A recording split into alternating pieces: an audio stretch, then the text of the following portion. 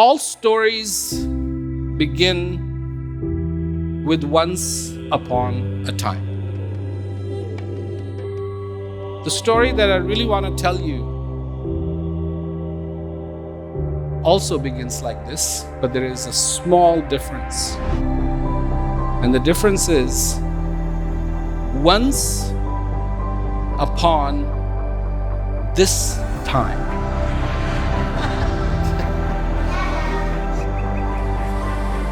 There lives you.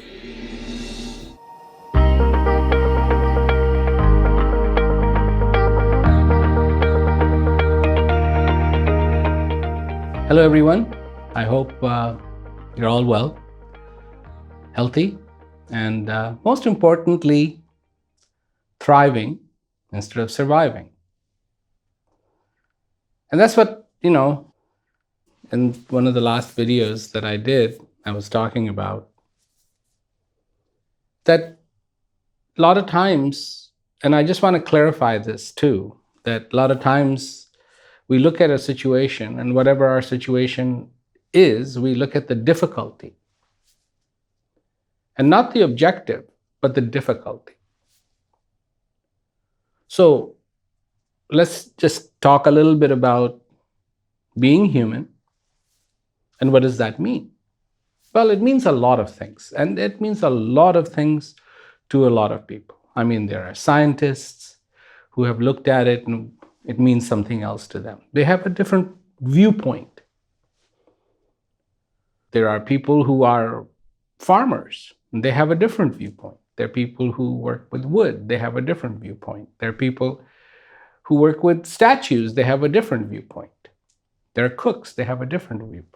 There are pilots, they have a different viewpoint. There are politicians, they have a different viewpoint. So trying to narrow it down to one thing would require that a lot of things that happen in our lives have to be excluded.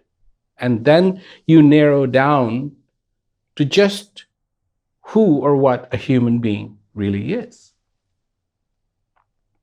So you get down to the fundamentals. You need to breathe. You have an innate desire in you. And a long time ago, I had seen this documentary, and it was about the Albertine Rift. And when that took place, the monkeys were basically divided into two. And those monkeys that ended up with the gorillas, because the gorillas needed to eat a lot, ended up always fighting for food, always competing for food. And then those monkeys that did not end up with the gorillas had plenty of food, and they would share food, and scientists named that the peace gene. And apparently, we as human beings have this peace gene. So something very deep inside of us is calling, and calling all the time, towards peace, towards being content. Now, again, peace, the word peace, it means so many things to so many people. But then to find out what really peace is, you have to disregard all those other things and come down to what really peace means. And to understand that there is an innate desire in every human being to be in peace. Now, this is extremely important, that you can try to distract yourself, and people do. You have technology, you have communication, you have this, all the stuff, and distract me. And one of the things that has become so obvious in this time of pandemic, that people just cannot be with themselves. They want to socialize, they want to be with somebody else, but not with themselves. And There would have been a time that human beings would have rather been just with themselves. And a lot of the change of language and written language and all of that, this is relatively all new. This is not old stuff. We've been around for a really long time, and in very hard, very difficult circumstances. And something drove us, something moved us forward. And that one thing, that the betterment, to be better at so many things, not just one thing, but to be better as being a human being. How can I be a good human being? Not looking at it from the rules of the society, but my innate thirst that I have as a human being, that peace gene in action, has it fully able to manifest itself. So peace then is not fulfillment of wishes, but it is something much more fundamental. It is to be content. It is to be in clarity. It is to feel that joy inside. It is to be happy. It is to be clear. All these things are the same facets of peace. These are, maybe they sound all different, but they're not. Peace is like a beautiful, beautiful diamond, and it has many sides. It has many facets. And this is what makes it shine. And there's clarity, there's understanding, there's compassion, there's joy, there's empathy, there's forgiveness. These all start to become different facets of that diamond. And it's not like you can just say, I just want one facet. No, it's part of the whole package. So if that's peace, and you as a human being are going to have always a desire to feel that. Now, mind you, I'm not saying that you're not going to want to feel other things. Yes, you're going to want to feel this world, you're going to want to try this, you're going to try that, and you have become very good at that. I mean, just imagine few thousand years ago that if somebody wanted to go from London to Los Angeles, what that would entail. If they wanted to go from London to New Delhi, what that would entail. I mean, it would be a journey that you took once. And you would be extremely lucky if you got to Los Angeles from London in one piece. I mean, before there were trains, before there were ships, how would you even go? And well, the kind part of that is you probably didn't even know that there was any place called Los Angeles, because there wasn't. But to travel meant like everything that you had to do. And yet, it's amazing. It's absolutely amazing. Today, no sweat, no problem. We can fly from Los Angeles to London, 11 hours, 12 hours, and we can fly from London to Los Angeles, maybe 13 hours, 12 hours, 14 hours, something like that, depending on the headwinds. So, all this has been accomplished, and we have become very good at that. But what about that other part of us? That gene that is waiting to also be fulfilled. The curiosity gene in us is 100%. The discovery gene in us is going over time. The communication gene in us is going at it. Socializing gene is full force ahead. But what about the peace gene? And unless all of these things and that peace gene is that request that it has is accepted and fulfilled, life is going to feel like something is missing. And indeed, something is missing.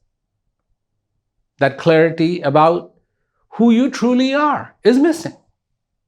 So there are people, and they look at themselves, and I'm so and so. But they're not so and so. They're a human being. So let me just put it in perspective, and maybe this is a bad example, because I'm not trying to play down anybody for any reason, and that's not the point of my example. But my point is basics. So say I have a friend, and he has never been to any college, he's never been to any school, he knows very little about, so far the world is concerned, but he's a farmer. He grows food, he keeps cattle, he's a simple man, and we're friends. We talk to each other, and he grows, he has his farm, and he does quite well. And in our community, in our neighborhood, there are professors, there are scientists, there are, people who are artists, there are musicians at top of their game. And then one day, there's a horrific earthquake. And all of a sudden, all the communication is dead. Electricity is gone. Everything. No schools, no universities, no restaurants, no nothing. I mean, everything is finished. Finished. But as a human being, you're still going to feel hungry. If you're still alive, you're going to feel hungry. You're going to feel thirsty. You're going to need sustenance. You're going to need something. And maybe when everything was thriving, when everything was incredible, everybody else had some part to play. The musicians had some part to play. They could entertain us. They were actors. They could entertain us. If we wanted to know something, we could be taught. But now that everything is shut down, who all of a sudden has become incredibly important? And for me, at least from my viewpoint, that farmer. Because he continues to grow his vegetables. For him, he was never plugging in his plants into electricity for them to grow. Everything came from nature. This is what he had learned. And his learning at this point in time becomes extremely crucial, and I wouldn't be surprised if everybody from the community beats a road to his house, his hut, because he has, at this point in time, in the very basics, that which the community and the individuals in the community need. So all of a sudden, his level, when everything was a certain way, quote unquote, was very low, relatively speaking, and everybody else very high. And now that the society isn't the same way, it has switched. So somebody who may not fulfill all those quote unquotes of the society, but he has something to offer which is incredibly important. Sustenance becomes extremely important. Same way, when the world is a certain way, maybe we get distracted and we see this is important, that's important, that's important, that's important. But we really cannot lose, and we cannot afford to lose the focus of what truly is important. It is like a mother who may be watching a movie on television and very distracted by that, and her baby is crying, and she wants to focus on the movie, not on the baby. How long is that going to go on? It is an imbalance. Because the first priority needs to be for that mother to be with that baby. Why? This is not a rule that was written by society. This was a rule that was written by nature.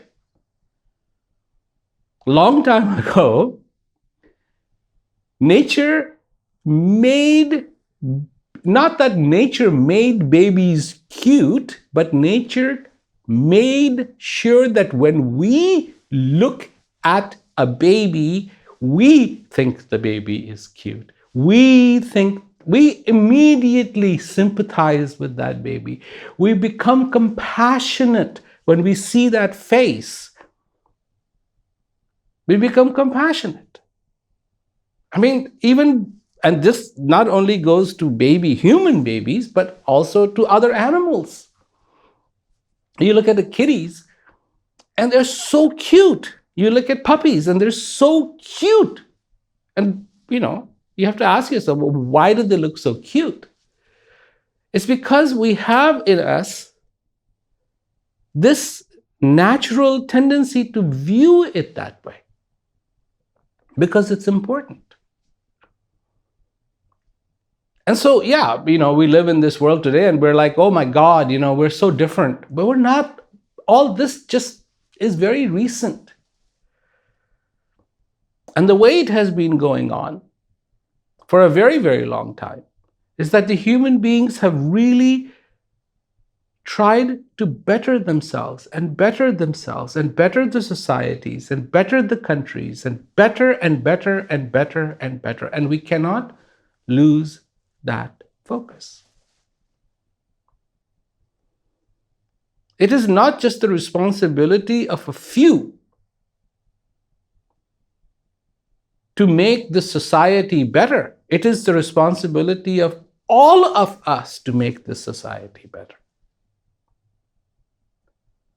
And this needs to be understood. This needs to be remembered. So now, coming back to my original point, you, as a human being, have this desire to be in peace, to be fulfilled, to be in joy.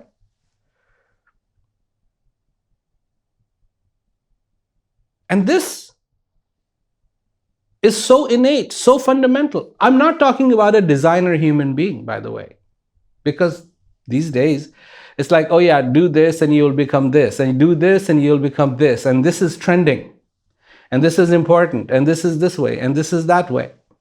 I'm not talking about a designer human being. I'm talking about fulfilling the fundamental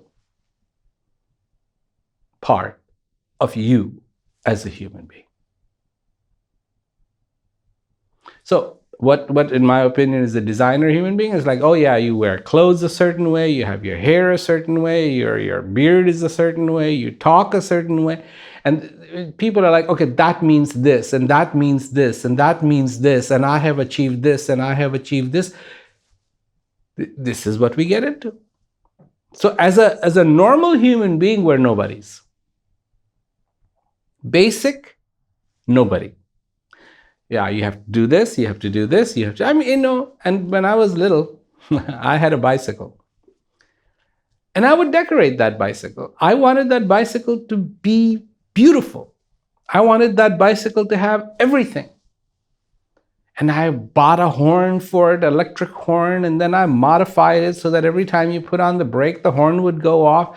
I bought a light for it, and it was one of those generators that when the tire went around, the generator produced the electricity, and the light came on. And then, of course, I would put balloons on it so that it would make the noise of a motorcycle. So having the basic bicycle was not acceptable. That was nothing. Some improvement had to be made on it. And somewhere we have gotten on that tangent of improvement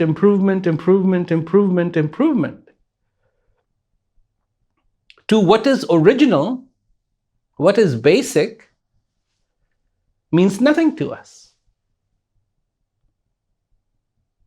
So what is that basic human being? What are that basic human being's needs? Not wishes and wants, but needs. If you were there in 1960s and you having come from this time and you said, "Where is my phone?" Everybody would look at you. It's like, what do you mean? Where is your phone? Your house has a phone. You have a landline. It's not your phone. It's whoever is living in that house or household, however many members, they all share that phone. You're talking about your cell phone, and there were no cell phones at that time.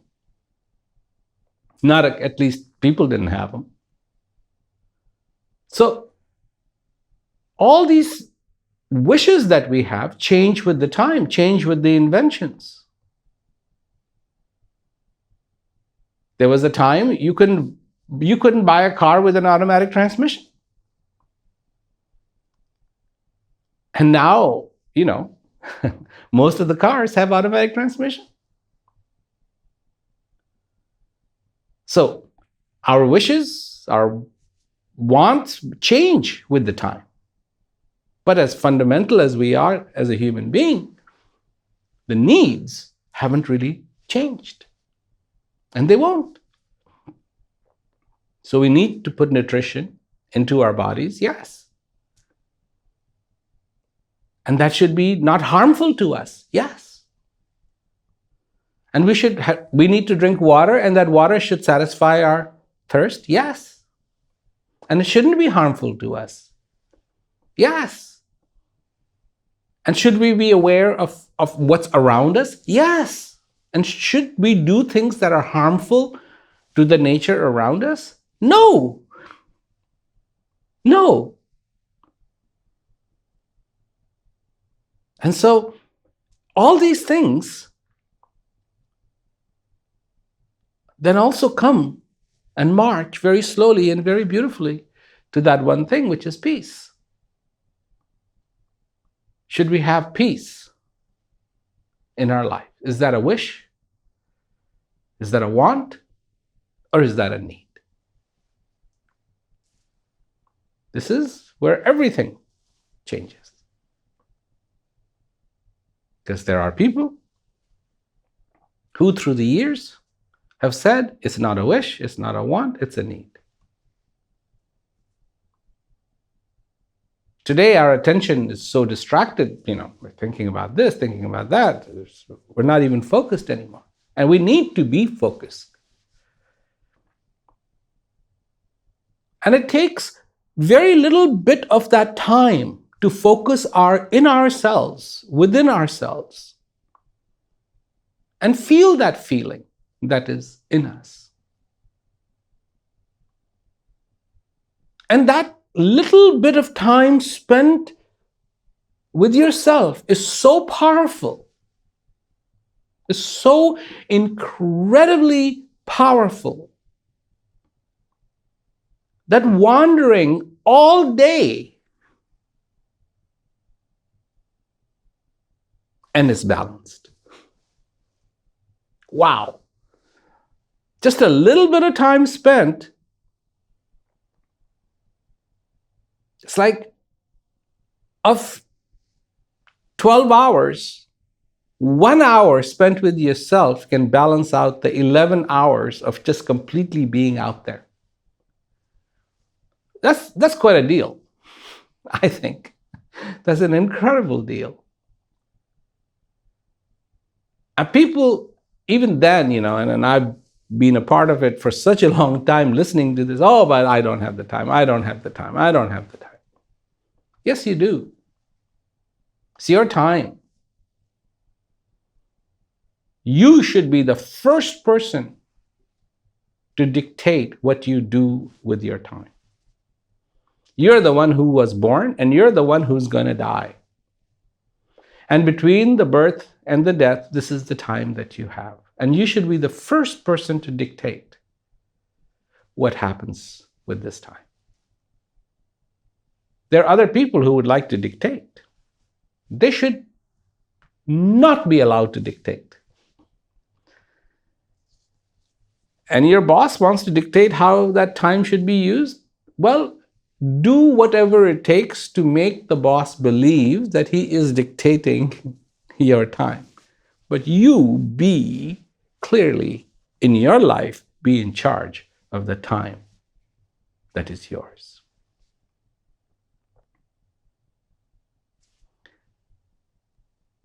Maybe the story sounds very complex. Maybe the story sounds very complicated to some people, but it isn't. It's really simple. And even in the midst of this pandemic, there is a simplicity and a want to be fulfilled, to be filled with joy, to be content, to be filled with clarity. And it needs to be addressed. And if I can remind you of that, wonderful. Great. That's how it should be. If I can remind you of that which makes sense to you, if I can remind you of that which you know to be true, then that's a very good reminder. That's a very, very good reminder.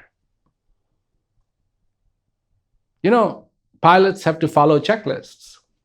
And it's a good idea to follow checklists. But what is a checklist? The thing is, the pilot knows that he has to do these things. But the checklist is just to make sure that they happen. That's what a reminder is. Because it is the habit of human beings to forget. To forget. And it's no reflection. There was a bomber and it was being tested by these pilots, and they were all crack top pilots. But they didn't follow a checklist, and they did not remove the control locks, and they went barreling down the runway, tried to take off, and the plane didn't take off. They all crashed. They all died. So there were people at that time saying, oh, the airplanes have become so complicated that, normal human beings can't fly them. And then when they really sat down and studied the whole thing, what they realized was that there needs to be a checklist. Wow. Kabir was writing checklists.